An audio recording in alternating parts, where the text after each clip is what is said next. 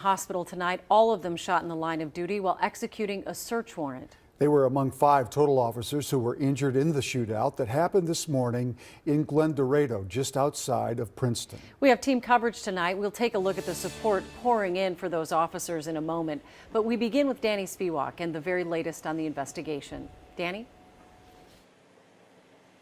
Well, Julie and Randy, first I want to say that all 5 officers, according to police, are expected to be okay. We don't know their names because they were all working undercover. As you mentioned, 3 of them are still in the hospital tonight down in the Twin Cities at North Memorial in Robbinsdale. But the news today that 5 officers had been shot in rural Benton County just shook this area. Now the BCA is investigating what led up to the incident.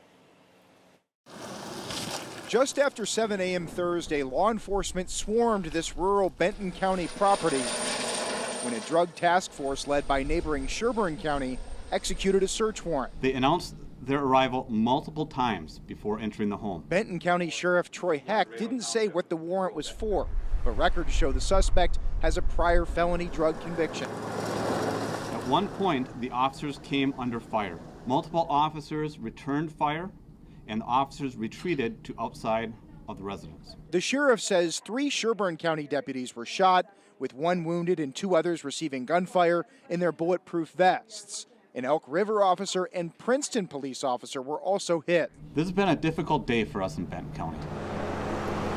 After the gunfire, ask them to come out. This audio from Broadcastify offers insight into how law enforcement negotiated with the suspect, who was at home with a woman. He's got 3 handguns, a 45, a 38, a bunch of ammo, 4 shotguns, 12 gauges and 20 gauges, and a .226 rifle.